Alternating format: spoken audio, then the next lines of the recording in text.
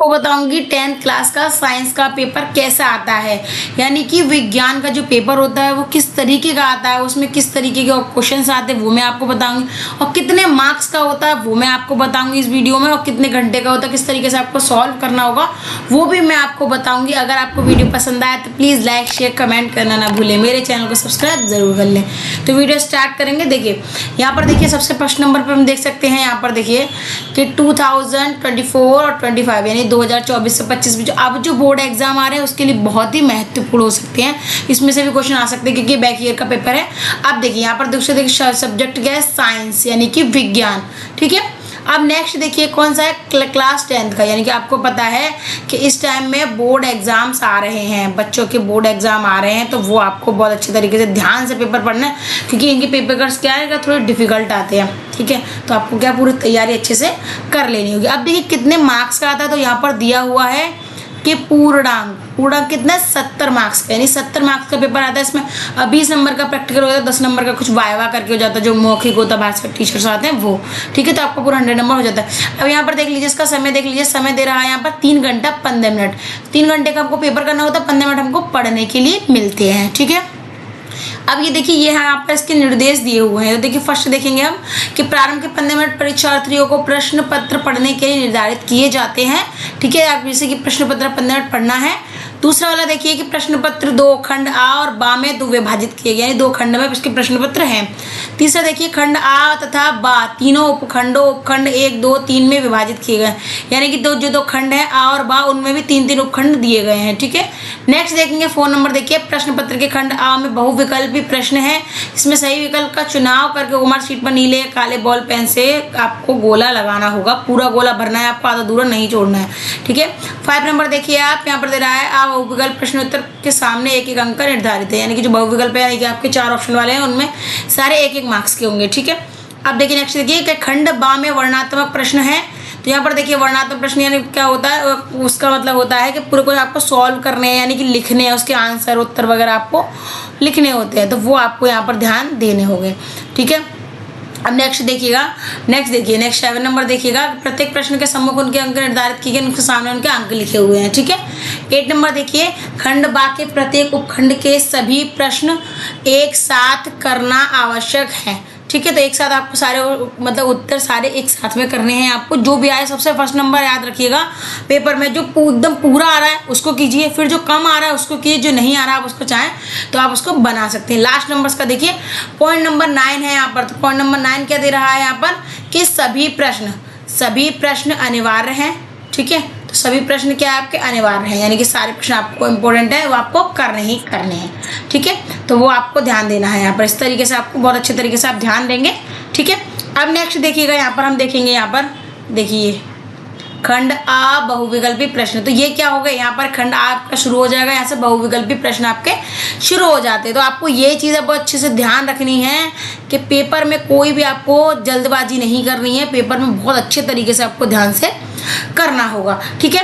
तो अब हम यहाँ पर देखेंगे सबसे फर्स्ट नंबर उपखंड का फर्स्ट नंबर देखिए, यहाँ पर सबसे आगे नंबर यहाँ पे देखेंगे हम कि फर्स्ट नंबर देखिए यहाँ पर कि 2 पृष्ठों से घिरा हुआ पारदर्शी माध्यम, ठीक है।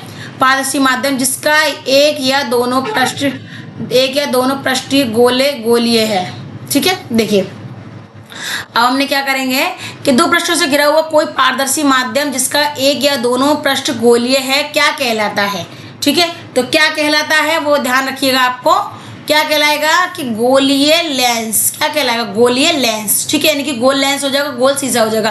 तो ये क्या हमारे 1-1 नंबर के, यानी आपके बहुविकल्प 1-1 नंबर के, ठीक है। नेक्स्ट क्वेश्चन दूसरा देखेंगे हम कि दंत विशेषज्ञ मरीजों के दांतों का बड़ा प्रतिबिंब देखने के लिए किस दर्पण का प्रयोग करते हैं। आपने देखा होगा कि जो दांत के विशेषज्ञ होते हैं, ठीक है, दांत के जो विशेषज्ञ होते हैं वो क्या करते हैं, वो मतलब किस एक इनके पास मिरर होता है, वो उससे क्या करते हैं, उससे देखते हैं, क्या करते हैं, उससे देखते हैं, ठीक है। तो उससे उसमें कौन सा दर्पण का उपयोग होता है तो वो आपको यहाँ पर बताना होगा, ठीक है। तो कौन सा दर्पण का होता है, अवतल दर्पण, यानी अवतल लेंस का उसमें इस्तेमाल किया जाता है। तो ये देखिए वो जो दांत के विशेषज्ञ होते हैं वो आपने देखा होगा कि वो शीशा एक लगा के आप उसको क्या करते हैं, अंदर से प्रॉब्लम जो होती है वो अंदर से देखते हैं। नेक्स्ट क्वेश्चन देखिए क्वेश्चन नंबर 3 कि किसी उत्तल लेंस के सामने 2f और अनंत के बीच कोई बिंब वस्तु रखा गया है, इसका प्रतिबिंब बनेगा। इसका प्रतिबिंब किस तरीके का बनेगा, तो ध्यान रखिएगा 2f 2 अनंत के बीच इसमें क्या है, बिंब में कोई वस्तु आपने रख दी तो कैसा प्रतिबिंब बन जाएगा। प्रतिबिंब हमेशा बनता है आभासी, आभासी, उल्टा और बड़ा। ठीक है, प्रतिबिंब में आपको दिखाई देगा। देखिए आपने छाया देखी, छाया जो होती है वो देखिए आपको उल्टी दिखाई देगी अपोजिट साइड में अगर आप उसको देखेंगे, और क्या होता है वो बड़ी दिखाई देती है, जिस समान से बड़ी दिखाई देती है। ठीक है, तो यहाँ पर आंसर हो जाएगा आपका सी। ठीक है, आप देखिए क्वेश्चन नंबर यहाँ पर 4 देखिए, सारे क्वेश्चन ये आपके 1 मार्क्स के हैं। ठीक है, तो अब हम यहाँ पर देखेंगे क्वेश्चन नंबर हमारा 4 देखिए। तो क्वेश्चन नंबर 4 हमारा क्या कह रहा है कि मानव नेत्र अभिनेत्र लेंस की फोकस दूरी को समायोजित करके विभिन्न दूरियों पर रखी वस्तुओं को फोकसित कर सकता है, ऐसा हो पाने का कारण, वो कारण पूछ रहा है। ठीक है, यानी कि दूरी रखी हुई फोकसित कर सकता है, तो क्या होता है, दोनों चीज़ों के लेंस और समान के बीच में एक संयोजकता बनाता है, ये समायोजकता बना जाता है। तो ये किसके कारण होता है, तो यहाँ पर क्या आंसर क्या हो जाएगा आपका, बी आंसर हो जाएगा, ये हो जाएगा समंजन। ठीक है, समंजन आपका आंसर यहाँ पर हो जाएगा। आप क्वेश्चन नंबर 5 देखिए। क्वेश्चन नंबर 5 देखिए कि कॉलम ए में दी गई राशियों का सुमेलन कॉलम बी में एसआई मात्रकों से कर सही विकल्प चुनिए। अब आपको क्या करना है, पहले आप यहाँ पर ध्यान सुनिए कि पहले आपको इन चारों के एसआई मात्रक है उनमें आपको क्या करना है, पहले आपको टिक लगा लेना है। ठीक है, उसके बाद आप इसमें से ऑप्शन को चेक करेंगे तो आपका कौन सा ऑप्शन सही हो जाएगा। ठीक है, तो क्वेश्चन नंबर 5 का आंसर देखिए हम आपको बता देते हैं। तो देखिए फर्स्ट देखिए विद्युत विभवांतर का एसआई मात्रक क्या होता है, वोल्ट होता है। क्या होता है, तो हम यहाँ पर इसको ऐसे लिख सकते हैं, इसे 1 लिख दीजिए, यानी कि पहले वाले का यहाँ पर हो जाएगा। दूसरा देखिए विद्युत धारा, तो विद्युत धारा का क्या हो जाता है, विद्युत धारा का होता है एम्पियर, यानी दूसरे नंबर का ये वाला हो जाएगा। ठीक है, विद्युत शक्ति, तो विद्युत शक्ति का कौन सा हो जाएगा, वाट। क्या हो जाएगा, वाट, ये 3 नंबर। और लास्ट देखिएगा कि प्रतिरोध का क्या हो जाएगा, ओम, तो यानी ये हो जाएगा आपका 4 नंबर। ठीक है, तो ये आपको यहाँ पर ध्यान रखना है। तो यहाँ पर देखिएगा किस तरीके से आपका बन जाएगा। तो देखिएगा यहाँ पर सबसे फर्स्ट नंबर देखिए 4 1 2 3, देखिए यहाँ पर आपका आंसर हो जाएगा डी, आपका आंसर बन जाएगा। ठीक है, ये आपको क्वेश्चन को ध्यान रखना। देखिए इसी तरीके के एग्जाम्स में पेपर आएंगे तो वो आप अच्छे तरीके से इनको तैयार करके जाइए, क्योंकि बैक ईयर पेपर में से भी 2-4 क्वेश्चन, कभी कभी 1 या 2 क्वेश्चन आता ज़रूर है, ध्यान रखिएगा। तो इसलिए तैयारी करके जाइए। कभी कभी उसी क्वेश्चन को मिला के थोड़ा सा वो लोग क्वेश्चन थोड़ा चेंज भी कर देते तो कोई प्रॉब्लम नहीं होगी। आपको ध्यान रखना है, बस शब्द को समझ लेना है, किस तरीके से आपको करना है। क्वेश्चन नंबर 6 देखिए, 2 चालक तार जिनके पदार्थ लंबाई तथा व्यास समान है, किसी विद्युत परिपथ में पहले श्रेणी क्रम में और फिर पार्श्व क्रम में संयोजित किए जाते हैं। ठीक है, श्रेणी क्रम तथा पार्श्व का संयोजन में उत्पन्न ऊष्माओं का अनुपात क्या होगा।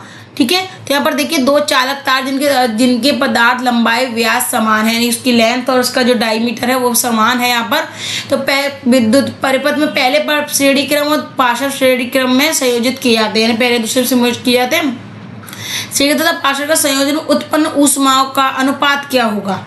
तो यहाँ पर आपसे अनुपात पूछ रहा है, तो यहाँ पर अनुपात आप क्या कर सकते हैं, अनुपात हम यहाँ कर देंगे 1:4। ठीक है, ये आपको आंसर हो जाएगा, यहाँ पर सी आंसर आपका हो जाएगा। इस तरीके के सवाल ऐसे रहते हैं जिसको आपको क्या करना पड़ता है, इसके आंसर को थोड़ा सा आपको अच्छे से तैयार करके लेके जाना होता है। ठीक है, अब नेक्स्ट क्वेश्चन देखेंगे हम। नेक्स्ट क्वेश्चन देखेंगे हमारा 7 कि किसी विद्युत धारावाही सीधी लंबी परिनालिका के भीतर चुंबकीय क्षेत्र, ठीक है, किसी विद्युत यानी विद्युत का मतलब बिजली, धारावाही सीधी लंबी परिनालिका एक परिनालिका है। ठीक है, उसके अंदर भीतर चुंबकीय क्षेत्र है, तो उससे क्या होता है। ठीक है, उसके सिरे पर क्या होता है, देखिए आपको ध्यान रखना है, शून्य होता है, इसके सिरे की ओर जाने पर घटता है, इसके सिरे की ओर जाने पर बढ़ता है, सभी बिंदुओं पर समान रहता है। ठीक है, तो 7वें नंबर का हमारा क्या हो जाएगा कि सभी बिंदुओं पर समान रहता है। ठीक है, क्योंकि देखिए सीधी लंबी सीधी प्रणालिका, तो सीधी प्रणालिका में से होकर कोई भी चीज गुजर रही है तो वो क्या हो गया, वो देखिए ना घटेगी ना उसका बढ़ेगी ना वो जीरो, वो सीधी जैसी है वैसी की वैसी रहेगी, तो सभी बिंदुओं पर वो समान रहेगी। अब देखिए यहाँ पर क्वेश्चन नंबर आप देखेंगे 8 क्वेश्चन नंबर देखिए यहाँ पर। तो क्वेश्चन नंबर 8 क्या कह रहा है हमारा, यहाँ पर शुरू हो जाएगा उपखंड, क्या हो गया उपखंड 2। ठीक है, अब देखिए क्वेश्चन नंबर 8 क्या है, बेंजीन का संरचनात्मक सूत्र। ठीक है, बेंजीन का जो संरचनात्मक सूत्र यानी कि बेंजीन का फॉर्मूला होता है आपका C6H6। अब आपको इससे बनाना है आपको, ठीक है, तो इससे आपको एक फॉर्मूला देगा, आपको कुछ चेक करना पड़ेगा कि किसमें C6 और किसमें H आ रहे हैं। तो इस तरीके से आप देख सकते हैं कि बहुत सारे आ रहे हैं, लेकिन इसमें क्या है, इसका बनेगा एकदम बिल्कुल सीधा एक्यूरेट, टेढ़ा मेढ़ा उल्टा सीधा नहीं बनेगा। तो आप इसका आंसर कह सकते हैं सी कर सकते हैं आप इसका आंसर। ठीक है, तो यहाँ पर क्वेश्चन नंबर 8 का आंसर क्या हो जाएगा, 8 का आंसर हो जाएगा आपका सी।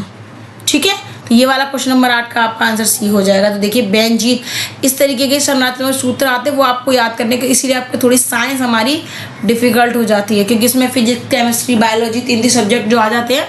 ठीक है, तो आपको वो चीज़ आपको ध्यान रखनी है। अब देखिए क्वेश्चन नंबर 9 देखिए कि निम्नलिखित में से समजातीय श्रेणी है। ठीक है, निम्नलिखित में से समजातीय श्रेणी है, तो यहाँ पर कौन सी श्रेणी समजातीय हो जाएगी। ठीक है, तो यहाँ पर देखिएगा आप एक चीज देखिएगा कि CH4 तथा C2H ये समजातीय श्रेणी में आ जाता है।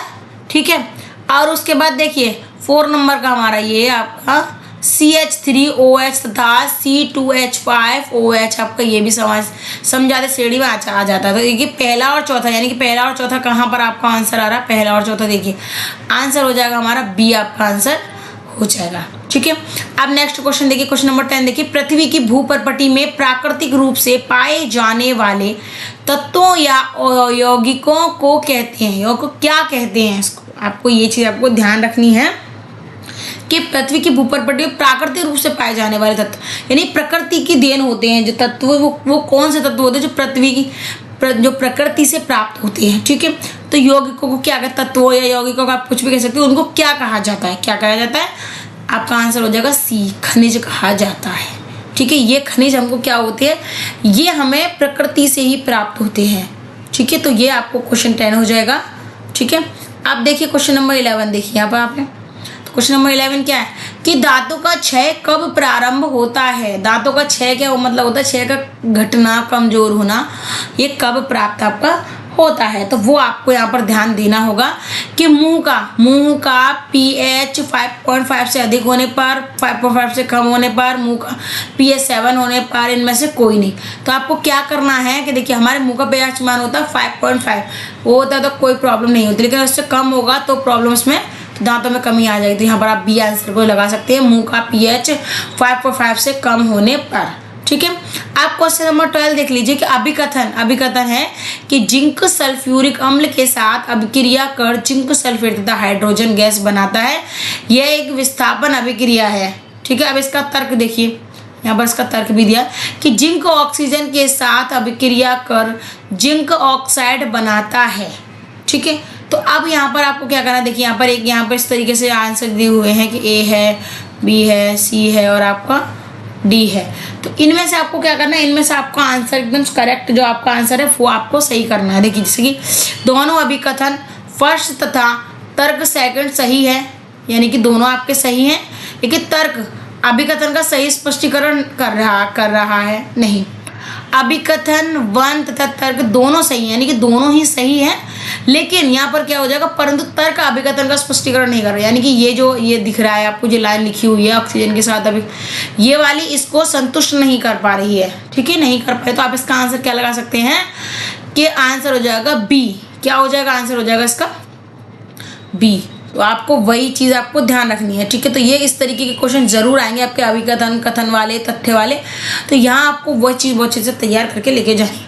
क्वेश्चन नंबर 13 देखिए कि निम्नलिखित रासायनिक समीकरण को पूरा कीजिए। आप सीधा एक पॉइंट आपको समझ लेना है कि रासायनिक समीकरण, आपको केमिकल न्यूमेरिकल्स होते हैं, आपको क्या कर रहे हैं, इक्वेशन जो बनती हैं ये सारी इन इक्वेशन पे आपको थोड़ा अच्छा ध्यान देना, क्योंकि ज़्यादातर बच्चों का केमिस्ट्री का पेपर ही ज़्यादातर खराब होता है, क्योंकि उसमें क्या है, उसमें एक तरीके से न्यूमेरिकल्स यानी कि सवाल जो रहते हैं ना वो उस तरीके के ही उसमें आते हैं। तो आपको क्या करना है, आपको वही चीज़ आपको ध्यान से देखनी है। तो यहाँ पर आप एक चीज़ चेक करेंगे, यहाँ पर क्या आएगा, तो NaOH प्लस यहाँ पर डैश खाली जगह है, फिर उसका देखिए एरो लगा के CH3COO ठीक है, तो हम यहाँ पर क्या लगाएंगे, हम यहाँ 13 नंबर में क्या लगाएंगे, 13 नंबर में देखिए यहाँ पर क्या आ जाएगा, CH3 ये रहा, COO ये रहा। अब उसका देखिए यहाँ पर H एक है, यहाँ पर H एक है, यहाँ पर हमारा H एक है, और यहाँ पर क्या है 2 है। तो इसका मतलब क्या है, हमारा एक इधर आ जाएगा, तो एक इधर आ जाएगा, तो यह बैलेंस बन जाएगा। ठीक है, यहाँ पर एक ये रहा, एक यहाँ पर और आना चाहिए। तो हम किसको लगाएंगे, हम इसको लगाएंगे आंसर नंबर बी को। तो CH3 COOH इसके सामने लगा दिया जाएगा। तो इससे क्या हो जाएगा, इससे आपका आंसर यहाँ पर लग के रेडी हो जाएगा। आप इसको ऐसे लिख सकते हैं CH3 COOH। अब यहाँ पर इसको इक्वेशन को आप इस तरीके से बना सकते हो। तो आपकी ये इक्वेशन यहाँ पर आपकी बन के तैयार हो जाएगी। ठीक है, तो आपको उसी तरीके से सारे कामों को यहाँ पर आपको कर लेना होगा। ठीक है, अब ये आपके यहाँ शुरू हो जाएगा उपखंड 3। ठीक है, उपखंड 3 हमें यहाँ शुरू हो जाएगा। तो क्वेश्चन नंबर देखिए, क्वेश्चन नंबर 14 देखिए कि अंतः शोषण के दौरान वायु प्रवाह का सही मार्ग कौन सा है। देखिए अंदर से सांस हमारी निकलती है तो बाहर निकलती है, तो उसका सही मार्ग क्या होता है, किस तरीके से निकलती है। देखिए सबसे फर्स्ट नंबर यहाँ पर हम क्या देखेंगे, सबसे फर्स्ट नंबर हमारा हो जाएगा नासा द्वार। ठीक है, देखिए जहाँ पर सांस निकलती है वहाँ से नासा द्वार से निकलती है। ग्रसनी से होती हुई कंठ में, कंठ की नली, कंठ में से कंठ के अंदर से पार होती है, श्वास नली में आती है, उसके बाद कूपिकाओं में आती है। तो यहाँ पर सही मार्ग क्या हो जाएगा, नासा द्वार, ग्रसनी, कंठ, श्वास नली, कूपिकाएं। तो ये आपका आंसर सही हो जाएगा, यानी आपका आंसर नंबर डी आपका बिल्कुल करेक्ट हो जाएगा। ठीक है, अब इसी तरीके से देखिए क्वेश्चन नंबर 15 देखिए कि कथन तथा कार्य को पढ़कर दिए गए विकल्पों में से सही विकल्प का चयन कीजिए। ठीक है, तो आपको सही विकल्प का चयन करना है, आपको ध्यान। देखिए कथन क्या दे रहा है, यहाँ पर कथन दे रहा है कि पिता से प्राप्त कोमोश्रोम से बच्चों के लिंग का निर्धारण होता है। ठीक है, यानी कि पिता से ही बच्चे का लिंग का निर्धारण होता है। अब नेक्स्ट इसी का कारण देखिए, कारण देखिए सबसे मेन चीज होती है कारण, वो आपको समझ में आएगा तो बहुत अच्छे समझ में आएगा कि मानव पुरुष में एक X और एक Y गुणसूत्र होता है। देखिए मानव जो पुरुष होते हैं उनमें होता है XY गुणसूत्र होता है, जो महिला होती हैं उनमें XX गुणसूत्र होता है। ठीक है, तो अगर पुरुष का X और महिला का X गुणसूत्र मिलता है तो लड़कियां होती हैं, और XY मिलता है तो लड़का होता है। तो ये चीजें क्या कहलाती हैं, आपके इस तरीके से बच्चे का निर्माण होता है। ठीक है, तो आपको यहाँ पर ध्यान रखना है। अब यहाँ पर एक ऑप्शन में आपको क्या करना है, यहाँ देखिए कथन और कारण दोनों सत्य, यानी कारण भी सही है और कथन भी सही है, आपका दोनों सही हो जाएगा। ठीक है, और कारण कथन की सही व्याख्या करता है, तो यहाँ पर देखिए व्याख्या भी बिल्कुल सही तरीके से वो कर रहा है, इसलिए आपका आंसर क्या हो जाएगा, आपका आंसर हो जाएगा ए, आपका आंसर यहाँ पर सही हो जाएगा। कथन और कारण दोनों सत्य हैं और कारण कथन की सही व्याख्या करता है। तो ये वाला आपका आंसर इस तरीके से हो जाएगा। आपको आंसर्स को बहुत अच्छे तरीके से क्वेश्चंस को तैयार करके लेके जाना, क्योंकि साइंस का पेपर ज़्यादा डिफिकल्ट होता है, बच्चों का छूट जाता है। तो क्योंकि इसमें 3 सब्जेक्ट रहते हैं, फिजिक्स, केमिस्ट्री, बायोलॉजी, तो वो आपको अच्छे से तैयार करना है, एकदम बिल्कुल ध्यान लगा के। अब यहाँ देखिए इस तरीके का क्वेश्चन जरूर आएगा आपके पेपर में, ध्यान रखिए इस पेपर को, बहुत इंपॉर्टेंट क्वेश्चन है ये वाला क्वेश्चन आपका इंपॉर्टेंट है कि विद्युत आवेग के प्रवाह की सही दिशा कौन सी है। विद्युत आवेग की प्रवाह यानी कि जो प्रवाह बहती है विद्युत आवेग की, उसकी दिशा सही वाली दिशा उसकी कौन सी है, तो उसकी दिशा सही क्या हो जाएगी, उसकी दिशा क्या हो जाएगी, ये वाली सही हो जाएगी, यानी कि ए नंबर आपका सही हो जाएगा। ठीक है, यानी इस तरफ बहती हुई सही हो जाएगी, चित्र भी इधर और ये भी इधर, तो इधर बहती हुई क्या हो जाएगी, ये आपकी सही हो जाएगी। ठीक है, आप उसी तरीके से हम क्वेश्चन नंबर 17 देखिएगा। आप क्वेश्चन नंबर, ये क्वेश्चन काफ़ी इंपॉर्टेंट है और इनमें से भी कोई भी क्वेश्चन आपको आ सकता है, इसलिए आप अच्छे तरीके से इन क्वेश्चन को भी मैं पढ़ा रही बता रही हूँ, आप रीड करके एक बार जरूर जाइएगा। मैं ये नहीं कह रही रट के जाइए, बट आप इसको एक बार सारे क्वेश्चन को समझ के पढ़ के जरूर जाइएगा। ठीक है, ताकि आपका पेपर खराब होने की कोई आशंका, ऐसा पॉइंट बने ही ना। अब यहाँ देखिए थायरॉक्सिन के बारे में कौन सा कथन सही नहीं है, थायरॉक्सिन के बारे में कौन सा कथन सही नहीं है, तो वो आपको यहाँ पर देखने को मिलेगा। देखिए यहाँ पर 4 ऑप्शंस दिए गए, तो देखिए यहाँ पर क्या है कि थायरॉक्सिन के संश्लेषण के लिए लौह आवश्यक होता है। ठीक है, यह शरीर में कार्बोहाइड्रेट और प्रोटीन वसाव के उपापचय का नियमन करता है। थायरॉक्सिन के संश्लेषण के थायराइड ग्रंथि को आयोडीन की आवश्यकता होती है। थायरॉक्सिन को थायराइड हार्मोन भी कहते हैं। तो आपको यहाँ पर सीधा आपका आंसर एक लगेगा, यहाँ पर क्या लगेगा, थायरॉक्सिन के संश्लेषण के लौह आवश्यक होता है। ठीक है, तो ये वाला कथन ये गलत हो जाएगा, उसकी लौह की आवश्यकता नहीं होती है, यानी और ऑप्शन सही हो जाएंगे, बट ये वाला आंसर आपका गलत हो जाएगा। तो यहाँ पर 17 का ए वाला आंसर आपको टिक कर देना होगा, आपको टिक करके आपका आंसर कंप्लीट आपका हो जाएगा ए नंबर। ठीक है, अब इसी तरीके से हम चलेंगे 18 नंबर की तरफ बढ़िए। तो एक क्वेश्चन नंबर 18 देखिए कि निम्न चित्र में भाग ए, बी तथा सी किस क्रम में होते हैं। तो यहाँ पर देखेंगे हम, यहाँ पर ऊपर लिखा हुआ है ए, यहाँ लिखा हुआ है बी और यहाँ लिखा हुआ है सी। ठीक है, तो ए नंबर यहाँ से आ रहा है, ये रहा, बी ये रहा, आपका सी आपका ये रहा। ठीक है, तो ये देखिए आपको अब इसको ये बताना है कि किस किस नाम से ये इस तरीके से आपको प्रदर्शित करना पड़ेगा। ठीक है, तो अब यहाँ पर आप किस तरीके से कर सकते हैं आप, तो हम यहाँ पर क्या करेंगे, यहाँ पर देखिए यहाँ पर क्या हो जाएगा हमारा, यहाँ हो जाएगा हमारा सी, इसका आंसर सही हो जाएगा। देखिए ए नंबर क्या है, प्रांकुर, प्रांकुर देखिए यहाँ पर अंकुर निकल रहा है, वो है प्रांकुर। ठीक है, अब देखिए बी वाला क्या है, बी आपका क्या है, बी है हमारा यहाँ पर ये बीज है। जो आपने देखोगे छोटे छोटे बीज, जो बीज फूलता है उसका, जिसमें कुल्ला निकलता है, तो उसमें क्या होता है साइड में तो छोटी छोटी पत्तियां टाइप से होती हैं, तो वो बीज होती है। लेकिन जो उसके अंदर से निकलते हैं वो क्या होता है, अंकुरित होता है, वो क्या होता है, अंकुर होते हैं उसके। ठीक है, साइड वाली होती है उसकी बीज पत्र, और जो ऊपर नीचे जो होते हैं मूलांकर होते हैं प्रांकुर। तो देखिए सबसे प्रांकुर ये रहा, बीज पत्र होता है बी नंबर, बीज पत्र होगा, सी नंबर पे आपका मूलांकुर हो गया, क्योंकि यहाँ से मूल इसका अंकुर यहाँ से हो रहा है। ठीक है, तो आपका आंसर क्या हो जाएगा, इसका सी आपका आंसर सही हो जाएगा। ठीक है, अब ये ध्यान रखिएगा इस तरीके के चित्र आते हैं और ज़रूर आते हैं, और आपको वो अच्छे से तैयार करके लेके जाने होंगे। ठीक है, अब क्वेश्चन नंबर देखिए, क्वेश्चन नंबर यहाँ पर 19 देखिए कि जनन की अलैंगिक विधि से उत्पन्न संतति में परस्पर अधिक समानता होती है क्योंकि। ठीक है, क्योंकि यहाँ पर दे रहा है। अब आपको क्या करना है कि परस्पर अधिक समानता होती है क्योंकि, क्यों, इसमें से कारण ढूंढना है आपको। एक भी हो सकता है, दो भी हो सकता है। ठीक है ना, वैसे तो एक नहीं होगा, आपको यहाँ पर दो आंसर आपको ढूंढने पड़ेंगे। ठीक है, तो अब यहाँ पर देखिए ढूंढेंगे हम क्या ढूंढेंगे, सबसे पहले ढूंढेंगे अलैंगिक जनन में एक ही केवल जनक भाग होता है, अलैंगिक जनन में युग्मक शामिल नहीं होते, अलैंगिक जनन लैंगिक जनन से पहले होता है, अलैंगिक जनन लैंगिक जनन के बाद होता है। तो आपको यहाँ पर क्या करेंगे, देखिए हम यहाँ पर आंसर लगाएंगे। सबसे पहले देखिए अलैंगिक जो जनन में एक ही जनक भाग होता है, सीधी बात है कि अगर कुल्ला निकल रहा है तो एक ही एक पौधा है, बीज है, तो कुछ में उसमें से एक ही जगह तो निकलेगा, उसमें 10-20 जगह तो नहीं निकलेगा। तो आपका ये पहला वाला सही हो जाएगा। अब अच्छे से दूसरा देखिए अलैंगिक जनन से युग्मक शामिल नहीं होते, यानी इसमें झुंड लगा के ये तो एक बार में एक ही होता है। ठीक है, तो आपको क्या करना, दूसरा वाला भी आपका सही हो जाएगा। तो यहाँ पर 19वें का क्या करेंगे आप, 19वें का ए वाला आंसर आपको टिक करना होगा। ठीक है, अब इसी तरीके से देखिएगा एक लास्ट वाला क्वेश्चन देखिए इसका, इसी का 20 नंबर लास्ट क्वेश्चन देखिए कि 20 नंबर हमारा क्या कह रहा है, एक आहार श्रृंखला में, एक आहार श्रृंखला यानी खाद्य श्रृंखला, जो खाने की जो श्रृंखला होती है यानी चक्र होता है, तीसरे पोषी स्तर पर हमेशा कौन होता है। ठीक है, तो तीसरे पोषी स्तर पर हमेशा कौन होता है, तीसरे पोषी स्तर पर हमेशा होते हैं मांसाहारी। ठीक है, ये आपको ध्यान रखना, उत्पादक शाकाहारी मांसाहारी अपघटक, तो आपको तीसरे स्तर पर आपका मांसाहारी प्राणी, ये वाला आपका आंसर सही हो जाएगा। तो ये क्या हो गए, ये मैंने आपको बताए हैं बहुविकल्पीय प्रश्न। ये देखिए मैंने आपको इसलिए बताया क्योंकि ज़्यादातर आप इसको, आपको ये भी छोटे छोटे क्वेश्चन होते हैं, आपको याद करने में भी आसानी हो जाएगी। और लॉन्ग क्वेश्चन में क्या सब बच्चे अपने अपने अकॉर्डिंग करते हैं, कुछ अपने तरीके से याद करते हैं, कुछ हिंट लेके जाते हैं याद करने के, तो वो देख। अब यहाँ देखिए ऐसे खंड बात शुरू, खंड आ में 3 खंड थे, उपखंड थे, यहाँ पर भी आपको 3 उपखंड मिलेंगे। देखिए वर्णनात्मक प्रश्न यहाँ देखिए, और इसमें क्या है आपको क्या करना है, देखिए उपखंड 1 में। ठीक है, तो यहाँ पर क्या देखिए, यहाँ पर 2-2 अंक के क्वेश्चंस दिए हुए हैं आपको।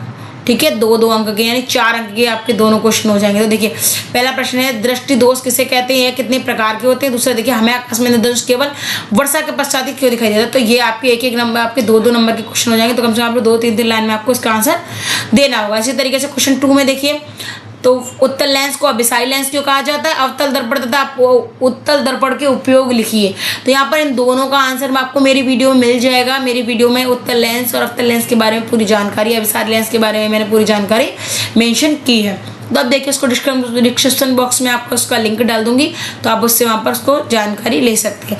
अब क्वेश्चन नंबर 3 देखिए कि किसी 4 ओम प्रतिरोधक से प्रति सेकंड 100 जूल ऊष्मा उत्पन्न हो रही है। प्रतिरोधक के सिरों पर विभवांतर ज्ञात कीजिए। यहाँ पर आपको वी आपको यानी कि विभवांतर यहाँ पर आपको उसका निकालना होगा। ठीक है, ये भी देखिए 2-2 मार्क्स के हैं, 2-2 मार्क्स के क्वेश्चन है सारे। तो 20 ओम प्रतिरोध की कोई स्थिति 5 विद्युत धारा लेती है, 30 सेकंड में उत्पन्न उसमें परिकलित कीजिए। ठीक है, तो ये देखिए इसका आंसर, ये आपको सॉल्व करना है। तो ये आपको क्या करना है, इसमें 2-2 क्वेश्चन हैं, तो आपको वो सारे सॉल्व करने ही करने हैं। तो आप ध्यान रखिएगा, आपको अच्छे तरीके से आपको ध्यान रखना है कि आपको अच्छे से करने, बहुत अच्छे से। जो आपको सबसे ज़्यादा आ रहा हो पहले आप वो कीजिए, जो कम आ रहा है वो कीजिए, फिर एक्स्ट्रा में जो आप बनाकर कुछ करना चाहें हिंट में थोड़ा बहुत, तो आप उसको फिर कर सकते हैं। 2 चुंबकीय क्षेत्र देखिए इस तरीके से, देखिए यहाँ पर, देखिए यहाँ पर 3-3 क्वेश्चन हैं, 3-3 क्वेश्चन हैं। अब देखिए यहाँ पर मैंने आपको बताया था अथवा लगा हुआ है, अथवा लगा हुआ यानी कि आपको या तो ये वाले 3 करने हैं आपको, ठीक है। अगर ये वाले 3 नहीं करना चाह रहे हैं आप, ठीक है, तो आपको क्या करना है, आप यहाँ पर ये वाले 2 कर सकते हैं। वो बात वही पड़ेगी, ये आपके छोटे छोटे पड़ेंगे, ये आपका यहाँ पर क्या है कि ये नीचे वाला आपका 4 नंबर का, यानी 2 क्वेश्चन इसमें आपने उसमें दे दिए, क्योंकि आरेख खिंचवा रहा है तो 2 नंबर का आरेख हो गया, 2 नंबर का ये उपयोग द्वारा किन अवस्थाओं में कि ये हो गया, और 2 नंबर का ये हो गया, तो 6 नंबर ऑटोमेटिक आपके यहाँ पर मिल जाएंगे। अब देखिए उपखंड दूसरा, इसका उपखंड दूसरा भी देखिए, देखिए इसमें भी 3 उपखंड होंगे, ठीक है, वो आपको ध्यान रखना है।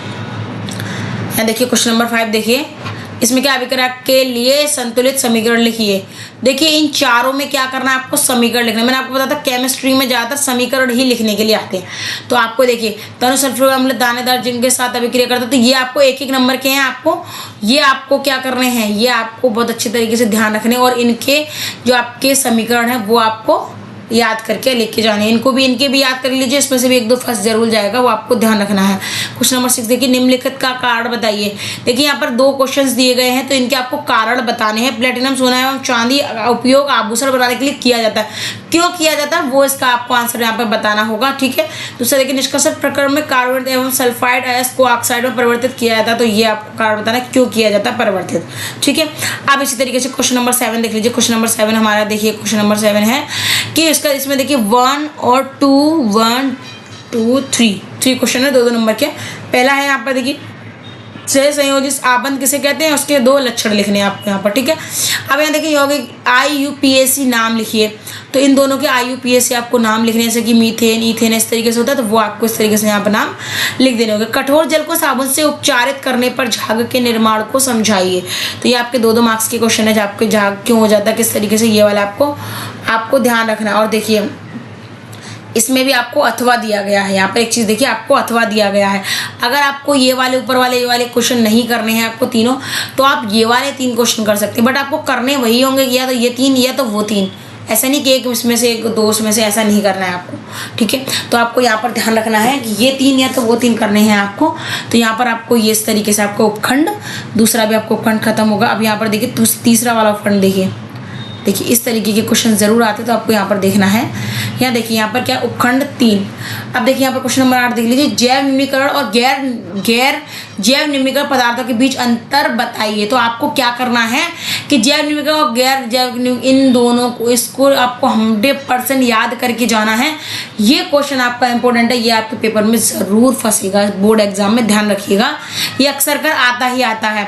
अब क्वेश्चन नंबर 9 देखिएगा कि निम्नलिखित चित्र में अंतर्स्रावी ग्रंथियों को नामांकित कीजिए। यानी यहाँ पर देखिएगा, यहाँ पर नंबर लिखे A B C और D, तो इनको आपको जैसे श्वास नलिका है क्या है, तो वो आपको यहाँ पर इनके नाम लिख देने होंगे। तो वो आपके चारों नाम आपके 1-1 नंबर के, यानी 4 नंबर का आपका ये वाला चित्र वाला क्वेश्चन हो जाएगा, ठीक है। तो आपको वो चीज़ बहुत अच्छे तरीके से समझ लेनी है, ठीक है। अब देखिए आपका 10 नंबर क्वेश्चन और 11 नंबर क्वेश्चन, तो आपके 2 क्वेश्चन रह गए हैं, तो ध्यान से देखिए इन क्वेश्चंस को भी, ठीक है। तो अब देखिए क्वेश्चन नंबर 10 देखिए कि निम्नलिखित गद्यांश को पढ़कर प्रश्नों के उत्तर दीजिए। देखिए ये गद्यांश दिया हुआ है, जैसे कि हिंदी में देते हैं इस तरीके से, यहाँ पर देखिए साइंस में भी दिया हुआ है। अब इसमें 2 क्वेश्चन है, लिंग निर्धारण वंशानुगत कैसे हो सकता है, और मानव में बच्चे का लिंग निर्धारण कैसे होता है। तो देखिए यहाँ पर जो अगर आपने इसको पढ़ा होगा तो आप पूरे अच्छी तरीके से इसका आंसर इसको बिना पढ़े भी दे सकते हैं, और यहाँ पर आप पढ़ के इसको समझ के आप इसका आंसर दे सकते हैं। अब क्वेश्चन नंबर लास्ट देखिए ये क्वेश्चन नंबर लास्ट है, ये काफ़ी महत्वपूर्ण है और थोड़ा सा बड़ा क्वेश्चन रहेगा, क्योंकि ये 6 नंबर का क्वेश्चन आपका, ये देखिए ये आपका कितना, ये देखिए 4 और 2 6, यानी 6 नंबर का आपका क्वेश्चन। यहाँ पर भी ये 6 नंबर का है आपका। अब देखिए यहाँ पर क्या दे रहा है, क्वेश्चन नंबर 11 में दे रहा है मानव आहार नाल का आरेख बनाइए, यानी आरेख यानी चित्र बनाना है आपको। उसमें निम्नलिखित भागों को नामांकित कीजिए, जैसे मुख, ग्रसिका, आमाशय, छोटी आंत, ठीक है। तो देखिए यहाँ पर दे रहा है आरेख चित्र बनाइए और उनके नाम को अंकित कीजिए, ठीक है। तो इनको आपको क्या करना है, एक चित्र बनाना, उसमें आपको मानव आहार के बारे में, उसके बाद आपको छोटी हाथ बड़े वो चित्र बनाना, जैसे अभी आपका गर्दन का वहाँ चित्र बना हुआ था, ऊपर वाला क्वेश्चन नंबर 9 में आपका बना हुआ था, इसी तरीके से आपको चित्र बनाना है। ये वाला चित्र बहुत इंपॉर्टेंट आता है इस तरीके का चित्र, ठीक है। एक अथवा देखिए, अभी आते आप नीचे वाला लिख सकते हैं। इस तरीके से का स्वच्छ एवं नामांकित आरेख बनाइए, इसमें पराग नली की वृद्धि और बीजांड में प्रवेश, उसके प्रवेश होते हुए दिखाइए। आपको देखना होगा, आपने देखा होगा एक इस तरीके से फूल पत्ती टाइप का वो बना हुआ आता चित्र इस तरीके से, तो आपको क्या करना होता है, उसमें से अंकुरित जो क्या निकल रहा है, तो आपको ऐसे जैसे इस तरीके से पुंके से इस तरीके से लिखते हैं ना, तो उस तरीके का आपको लिखना। तो ये वाला क्वेश्चन आपको इस तरीके तैयार करना है, आपको 6 नंबर का हो जाएगा, और उसके फिर बारे में उसके बारे में आपको लिखना भी है, ठीक है। तो आपको वो चीज़ यहाँ पर दिखाई दे जाएगी यहाँ पर।